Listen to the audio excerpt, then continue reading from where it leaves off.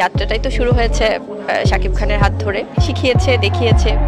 প্রথমবার শাকিবের সঙ্গে পর্দা শেয়ার করে দেশি সিনেমায় একটা আলোড়ন সৃষ্টি করেছেন ওপার বাংলার জনপ্রিয় নায়িকা মিমি চক্রবর্তী।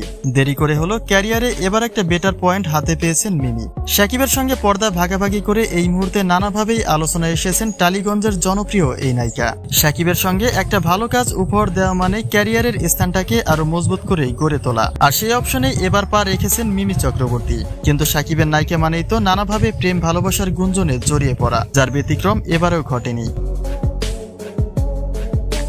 শাকিব যে নায়িকাকে ধরেন তাকেই একেবারে ছক্কা মেরে দেন, যে কথাটি এই মুহূর্তে বেশ প্রচলিত।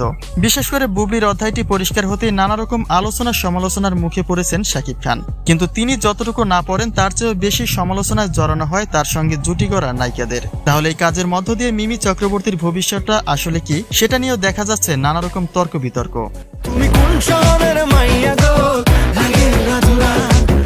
দেশি নায়িকা রেখে বিদেশি নায়িকাদের প্রতি আকর্ষণ বাড়িয়েছেন শাকিব খান। এতে করে দেশি নায়িকাদের বঞ্চিত করে নিজের দেশে ভিনদেশিদের জায়গা করে ইন্ডাস্ট্রির ক্ষতি করছেন শাকিব খান, এমন অভিযোগ তোলা হয়েছে তার বিরুদ্ধে।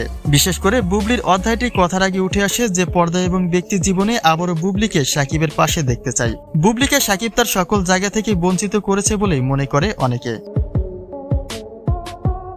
কিন্তু যাকে কেন্দ্র করে এত অভিযোগ দাঁড় করানো হয় সেই ব্যক্তির মন্তব্য আসলে কি?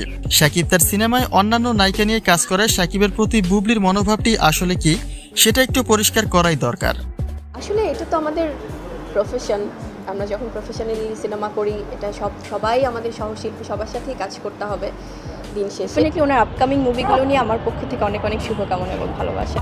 শাকিবের নতুন সিনেমার জন্য শুভ কামনা জানিয়েছেন বুবলি। পর্দা এবং ব্যক্তি জীবনের কোনো ক্ষেত্রে শাকিবকে নিয়ে কোনো রকম নেগেটিভ মন্তব্য নেই বুবলির। তাহলে ভিন্ন নায়িকা নিয়ে কাজ করায় যদি বুবলির কোনো সমস্যা না থাকে, তাহলে সমস্যা করা এই লোকগুলি আসলে কি চায় বা কেন চায়, সে বিষয়ে আপনার গুরুত্বপূর্ণ মন্তব্যটি অবশ্যই জানিয়ে দিন। ধন্যবাদ।